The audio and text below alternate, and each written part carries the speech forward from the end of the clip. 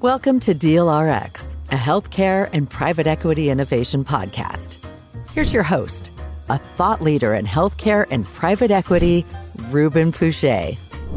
Welcome to one of the early, if not the first installment of Deal RX, a video podcast sponsored by Hall Render, Killian Heath and Lyman. I'm your host, Rubin Pusha. My guest today is Bob Ridlen with Ardent Health Services. Bob, welcome to Deal RX. It's a pleasure to have you on. It's great to be on, Rubin. Appreciate the invite.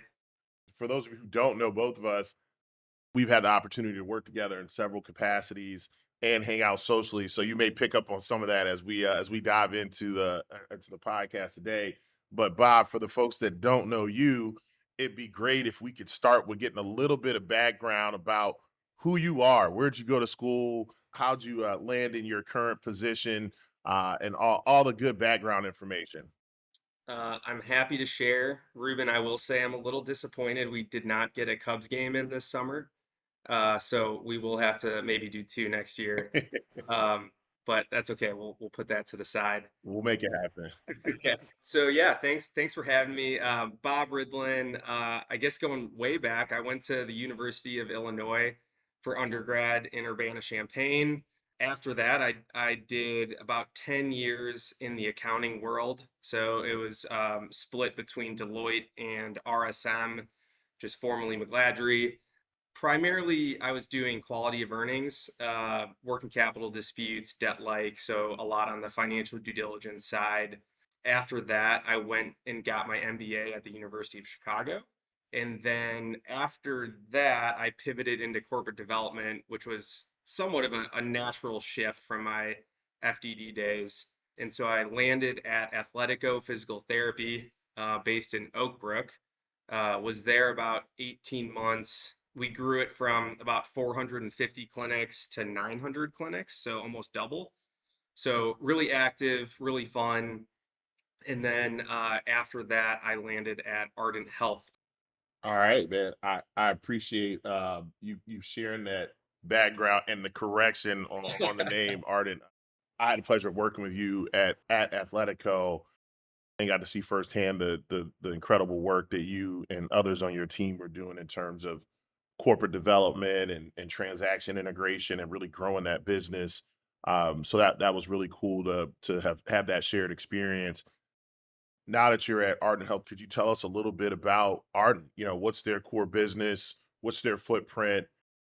What are you most involved in with Ardent? Yeah, for sure. So Ardent is a health system. So we own 30 hospitals, about 200 sites of care outside of those hospitals, roughly 24,000 employees, 1,700 providers.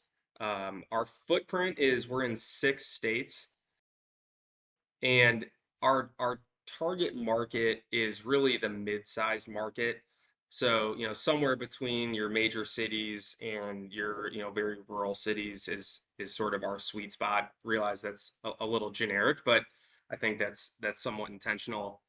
My role is so I co-lead the corporate development team, where our focus and our team is relatively new, but our team really is focused on building outpatient in our current markets.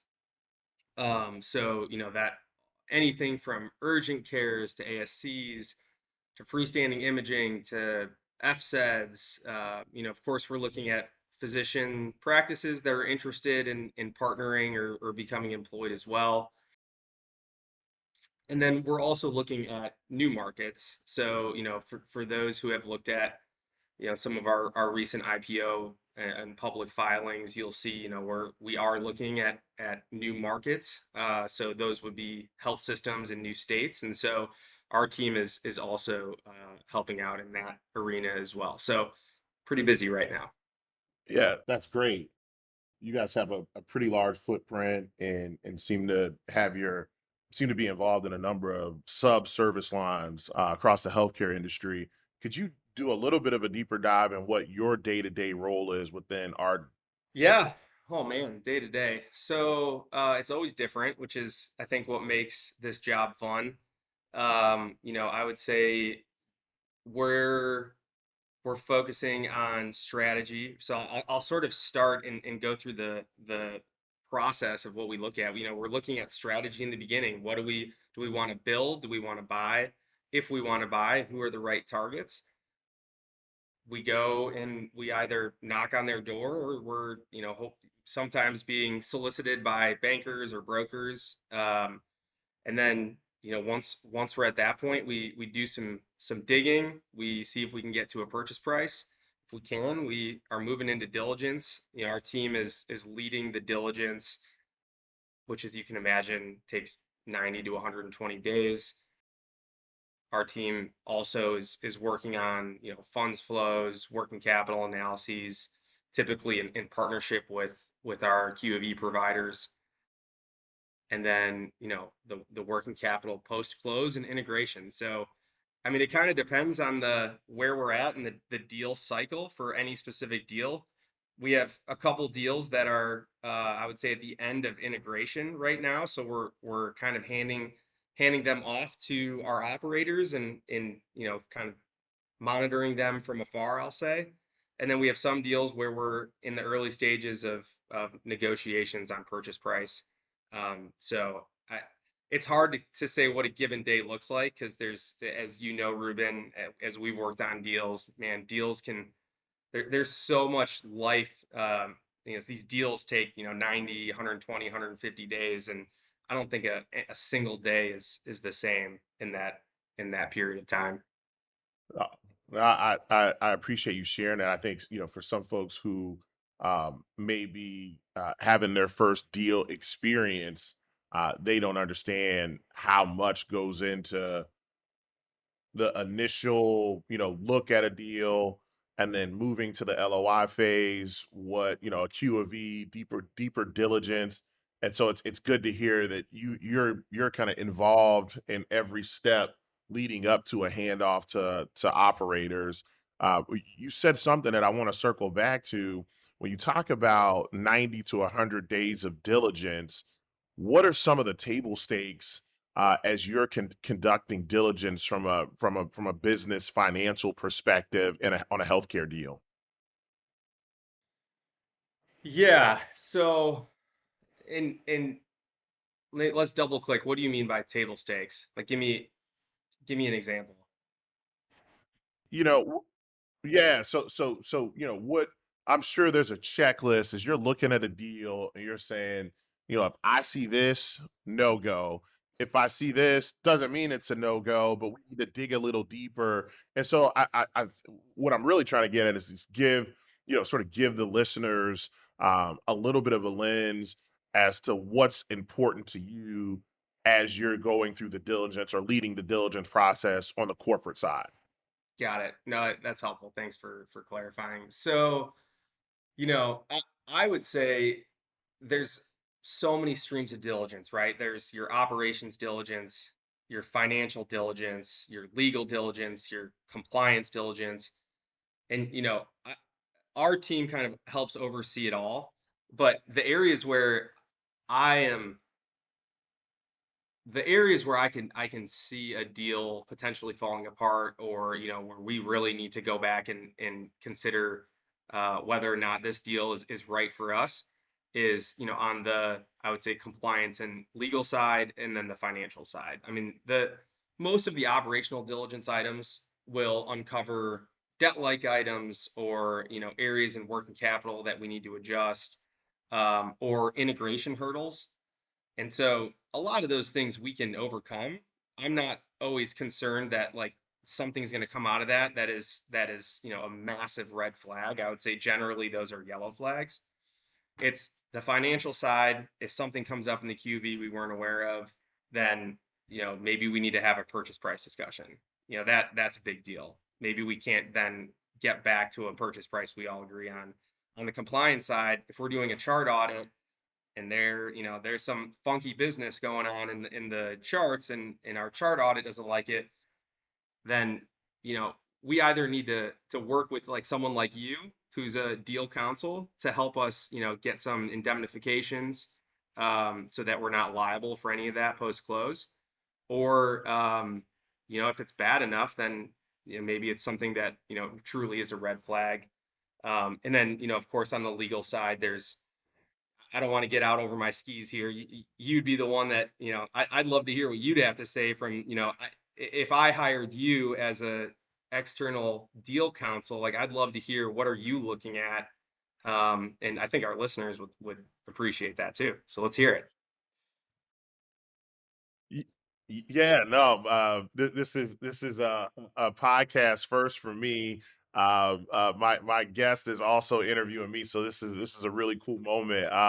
Yeah, Bob, we've worked on these deals before. I think for us, we're looking for we're obviously looking to make sure that the entity that you're looking to acquire has the sort of proper corporate and regulatory controls in place, so that you're not stepping in the mud, if you will. We're looking at, if it's not a major red flag, we're looking at and talking with the client through mitigation strategies, as well as indemnification. I think, we're we're obviously, in the healthcare deal space, very concerned about a target that just has not had any sophisticated healthcare regulatory controls in the way in which they've operated the business leading up to going through a sales process. And it's interesting. I don't think that's necessarily in and of itself a reason not to do the deal. I think i think what our job is to point out the red flags, talk about how you fix them if you decide to do the deal, talk about what your exposure might be, and then talk about the levers you have to pull to limit that exposure. And so, and then trying to, understand whether the how comfortable the client might be with doing this deal. And sometimes the client may have a higher risk tolerance. Sometimes they may not. And I think that's really, kind of the line where a decision is being made whether we continue to move forward or if we're pencils down and walking away. Yeah, that makes sense. You brought up one thing I think is worth mentioning about these things we find may not necessarily make us want to walk away from the deal, but make sure we're protected. And I think what's worth noting is when we get to this point, like we're really excited about this deal, right? Like when we're doing the diligence, typically we're already at the LOI phase. We have an executed LOI, we have a expected purchase price, and I think the deal team and probably the C-suite or executive leadership team are all incredibly excited about the deal. So typically, if there's something that we find, we're gonna try and make it work. We're obviously we want to protect ourselves from any huge liability down the road. But for the most part, we're excited about the deal. We want to get it done, and it's just a matter of okay, so we hit a roadblock. How do we get through it? How do we get around it? So I'm glad you mentioned that because I think it's important. Yeah, and Bob, thinking about a deal that you and I have worked on, sometimes it's not necessarily the buyer and the seller that you have to focus on in terms of getting past roadblocks. Sometimes it could be counsel. I know you and I worked on a deal where sell side counsel of a non-majority member ownership member of this particular target was just particularly difficult to deal with, and created some delays in the deal. And so that took some massaging and some tense conversations to overcome. And but that's becoming, I think, as you go down market, as you're looking at lower middle market deals, that's one of the things that you have to account for, both from a budget standpoint, and just generally having counsel that has the chops to deal with those types of issues. Yeah, you earned your fees on that deal. I didn't have to pay Bob to say that, so I appreciate that. I remember that one very well. I know, man. It was not fun, but good to laugh about afterwards. Yeah. I wanted to pivot really quick and kind of you talk about the current deal market. I have heard from others in my network that although there is no shortage of targets available, there are lots of deals to look at that we still have not returned to sort of, you know, early pandemic levels in terms of deal closings. What are some of the things you're seeing in the market, and what can we attribute to the fact that we still aren't seeing as many closings as we had in the 2 or 3 years prior? Yeah. So good question. And obviously I can speak from what we're seeing. So, what's interesting before we dive in, if you asked me this question last year about this time and said, what do you expect for 2024? I would have said, we're going to focus on de novo growth in 2024. Our anticipation is that we don't see a lot of deal. We're not, our pipeline maybe not is not as huge as a couple years ago. And with interest rates being super high, the election coming up at the end of 2024, we really think 2024 is going to be truly a de novo year. We'll focus on de novo growth, and then we'll hit the ground running in 25 with M&A. And you know, thankfully that hasn't really panned out. We're looking at a fair amount of deals.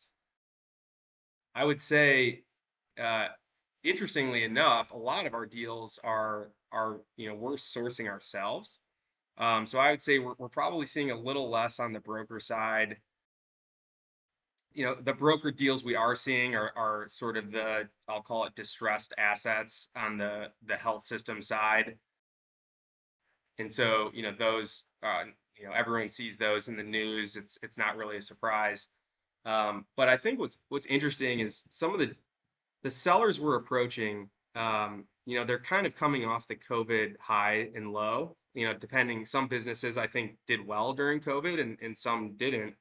And so I think everyone is kind of finally coming out of the COVID, I'll call it craziness, and they're sort of right sizing some staffing, trying to, if there's some staffing struggles, and kind of getting the business, I'll call it, back on track. And maybe not they weren't planning on selling this year, right? But when we knock on their door and say, hey, are you guys interested? There isn't a hard no. And so it's taking some time to kind of have the conversations. But some of these we're actually getting to a point where they say, you know what, we were kind of thinking next year, 2025, wait for the election to settle down.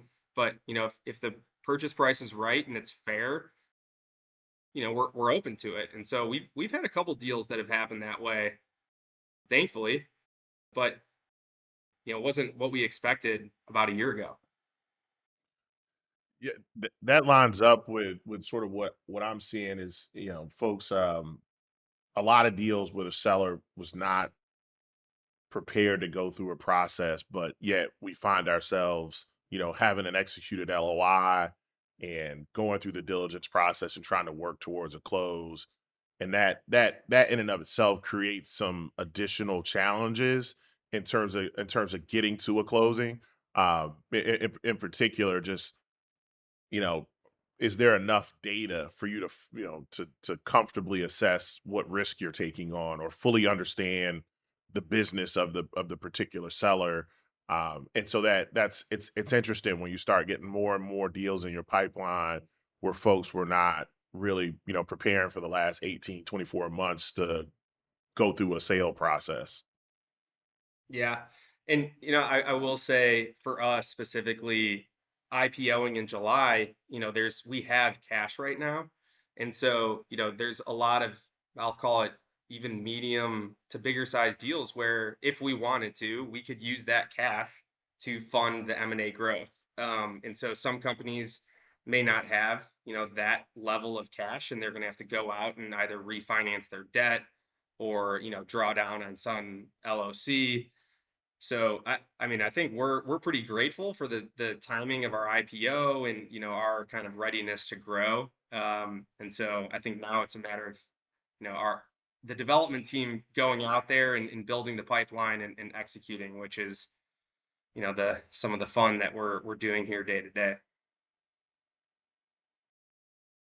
Yeah. Yeah. No, it's definitely I think a lot of companies have been in sort of a holding pattern waiting for, the interest rates to drop, which we recently got a 0.5% drop on interest rates. And so that's exciting. I'm sure that's opened up a couple of extra pathways in the pipeline of both buyers and sellers in the market.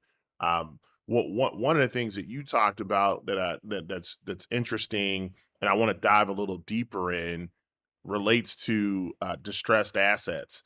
And there was, a period, I think probably, 15 years ago, during that 2007, 2008, 2009 timeframe, where there were a plethora of distressed assets, but people were not really prepared to look at those carefully, and nor did they have the cash or just money available. I forget cash, but they didn't have the capital available to really execute on those deals. I think we're at a very different place now, where people are a lot more comfortable dealing with, looking at, analyzing deals that involve a distressed asset. What do you think has changed in that like 10 or 15-year period that's made folks in corporate development a little bit more comfortable giving a good look at a distressed asset? Yeah. So, um, man, it's a interesting topic, and I think one that is super relevant right now. There's as we've seen in some headlines, there's definitely some healthcare operators out there. Steward is one that come to mind, where they're going through a court-led, sale of their assets, which is just interesting, right? That's not something you see every day, and um, I would say, why do we want to look at those assets? I think one, if these assets are in a market that's, I'll call it, close to ours, it's tangential to our market, then it's in our backyard, right? So we have to seriously take a look. And of course, there's FTC concerns, right? So we'd have to get past that. But if we don't acquire an asset like that, who else is going to acquire an asset like that? Is a strong operator, is a HCA going to come in and buy that asset and turn it around? And now we're in a very strong and company like HCA. So I think it would be unwise for us to not at least take a hard look at it. And then when we are looking at it, the question becomes, can we turn this thing around? And right, it's a high risk, high reward scenario. The even the distressed assets are going for, tens to hundreds of millions of dollars. So while distressed, they're not cheap. It's not like they're handing us the keys saying, "Hey, here you go. Like, good luck." They still want some money. They still have creditors and lenders that want to get paid.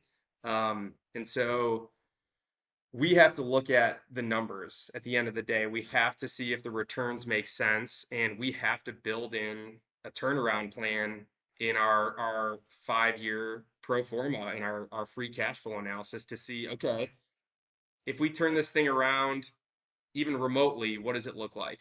And if we knock it out of the park, what could it look like?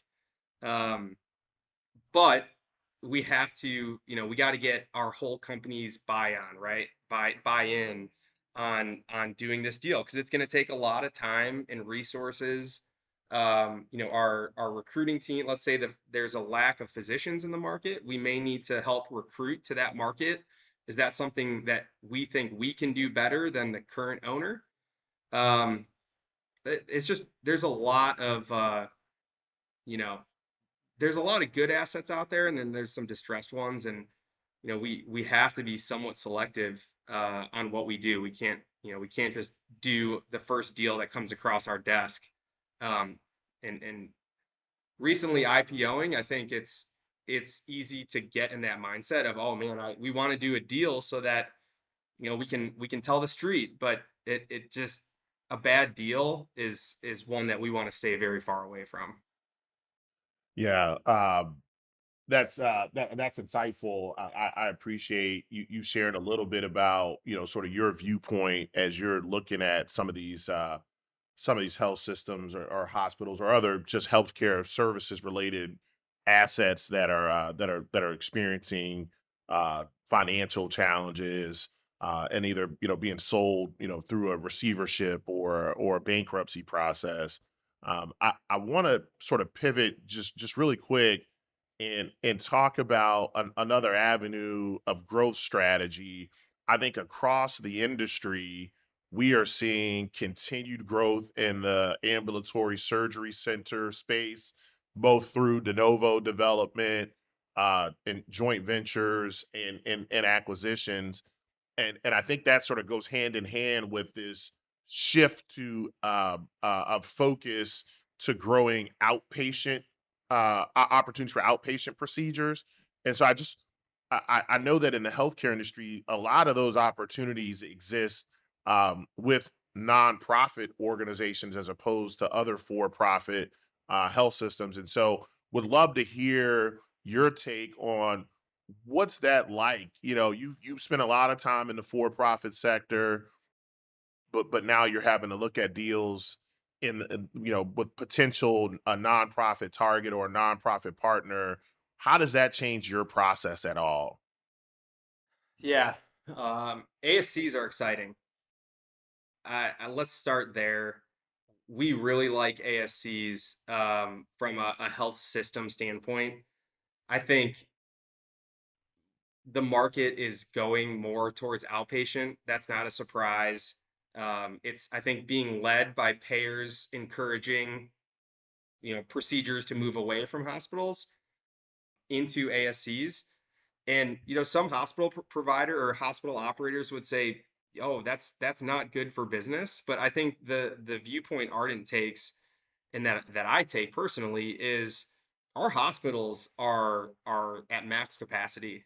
And so if we can move some of those lower acuity procedures out of the hospital into the ASC and free up more space for higher acuity procedures and providing good quality healthcare on time and not making people wait and I mean you and I probably have heard countless people saying, "Oh, I need to have this procedure done, but I have to wait 2 months to get it done." Well, it'd be nice to kind of free up some of that space in the hospital so that people like that can get their procedures done sooner and can get healthy quicker and move on with their lives and not have to just sit in the waiting zone.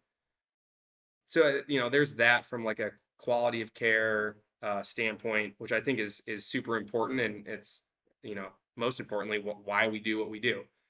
From a financial standpoint, what's interesting is these ASCs have higher margins, right? Like they may not have the highest top line, but we as operators can control costs so much better at an ASC than a hospital. Like the overhead at a hospital is crazy expensive. Um, so there's that from like a margin standpoint, and then I'd say finally the patients want to be in an outpatient setting. No one wants to drive their car into a giant hospital parking lot, and then you got to figure what floor do I have to go to, and then you're walking what seems to be like a country mile to get to the down to the corner of the hospital to get your visit or procedure. So outpatient settings are generally preferred, at least for me. I mean, I know I want to go to an outpatient setting if I need to versus a hospital. Um, and so all that to say, we like ASCs. And I think from what I've seen, the best ASCs are the joint ventures where you get doctors with some skin in the game and they're excited and motivated to kind of move those lower acuity procedures to the ASCs. And then it's kind of a win-win for everybody, providers, patients, payers, health systems. But I'm curious, Rubin, what are you guys seeing in the ASC space? Like, are you guys seeing more acquisitions, or are you hearing your clients doing more on like the de novo side? So, our client mix is a little interesting and different from some other places that I practice and in some of the places where you and I may have worked together. And so I think our client mix is largely hospitals and health systems, in particular nonprofit health systems. And I think for them, um, you see quite a bit of joint ventures, and where maybe they are currently operating ambulatory surgery center and looking for a partner to help grow that particular ASC. But you also see partnerships with other systems where they're saying, "Hey, let's work together. Let's you contribute the dirt, I'll contribute some cash to build this thing, and then we'll decide who's better suited to provide particular services to make this thing run at a high level." And so I'm seeing kind of a mix across across our client base. And then I think in the PE space, it's obviously more acquisition, although given the cost of capital now, some of the regulatory scrutiny that we're seeing both at the state and federal level. I think a lot of private equity backed portfolio companies are more interested in de novo development and sort of optimizing what they have in their portfolio in that way. And so not a clean answer, but I'm kind of seeing a little bit of everything across the spectrum. Makes sense. Well, look, man, we've had a great conversation. I really am grateful that you were open to doing this. I know this may be your first time on a podcast, and you've done great. But I always like to end these podcasts by letting people know something a little bit more personal about you. And so if you want to be a good contestant today, I have a couple of softball questions I want to throw up at you. All right. Let's do it. And I feel like Well, I'm what winning right now. cocktail best describes you and why? You are. I might make you sing. Oh, that's great. Okay, at the Cubs game, how about next time? I'll do the singing there. Seventh inning stretch. I want to hear it. That's great. All right, cocktail. I mean, maybe a little bit of a lame answer. I'm kind of an old-fashioned kind of guy, just in general. And I do like a good old-fashioned, so I think I'll just stick with that. There we go. There we go. A classic gentleman. All right. I personally have not done much pleasure reading over the last decade. I've squeezed in a few good books here or there, so I'm trying to ramp that up as I gracefully transition into my old man phase. What's a good book that every deal maker should read and why? Well, first off, I would say you're transitioning very well, like a fine wine, some people might say. I I appreciate it. It's a good question, and I was thinking about this because there's a lot of good books that I had to read for the MBA program, and I probably could think of 5 or 10 different books. But one I read somewhat recently is actually a book by Sam Zell, who is EGI's founder, incredibly famous for his business acumen and philanthropy. And he wrote a book called Am I Being Too Subtle? Straight Talk from a Business Rebel. And it's just a really good book. I wouldn't necessarily say it's just for deal makers, but the ability to kind of respectfully speak truth and just stick to the facts, I think is something deal maker really needs to be able to do. There's a lot of hard conversations in the negotiations where you don't want your emotions to get the best of you. And so I think just being kind of straightforward and not subtle and not beating around the bush, is in something that we all can learn, while at the same time kind of respecting the other side and wanting it to be a win-win. Hold on, let me make sure I get the title right. Am I being too subtle? Straight talk from a rebel. Is that right? Yeah, from a business rebel. Yep. Oh, from a business rebel. All right. I'm I want to make sure we get the name correct just in case anybody wants to grab the book, and I obviously will go out and grab a copy so I can add it to my collection. This is Yeah. a very self-serving question, Hey, so I don't want to go look for books. don't I have an extra copy for you, Ruben. Don't go out and buy it. I'll give you the I have an extra copy for you. Oh, perfect, perfect. So we'll meet for old fashions. You bring the copy, and we get a twofer. Yeah, that's right. All right. I got two more questions for you. If you could have dinner with one person, dead or alive, who would it be? Oh, okay. So I'm gonna take the liberty and do both. So my faith is very important to me. So I would say dad would be Jesus. I think it'd be a challenge of a dinner, but I think it would be amazing. Alive, I'll go maybe a little on the lighter side. So my wife and I recently saw Nate Bargatze in concert or in person. I don't think comedians do concerts. So we saw him live, and I think getting some Martin's barbecue in Nashville in his hometown would just be a night to remember. He is so funny.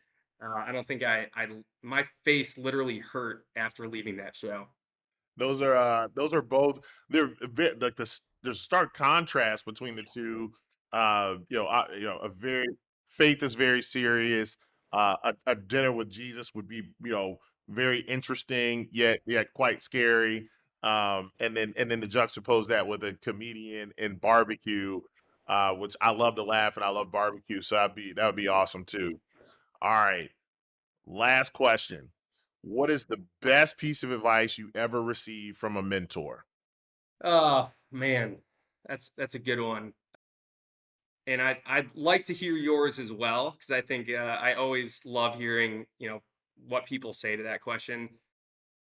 I would say as a leader, actually just general. I think someone once told me that you should always give people the benefit of the doubt, especially the first time. And I think it's sometimes that's hard. And I think as a leader and a husband and a dad and a friend, I try and kind of live by that, like never being kind of pessimistic, but always thinking the other person is doing what's best in their mind.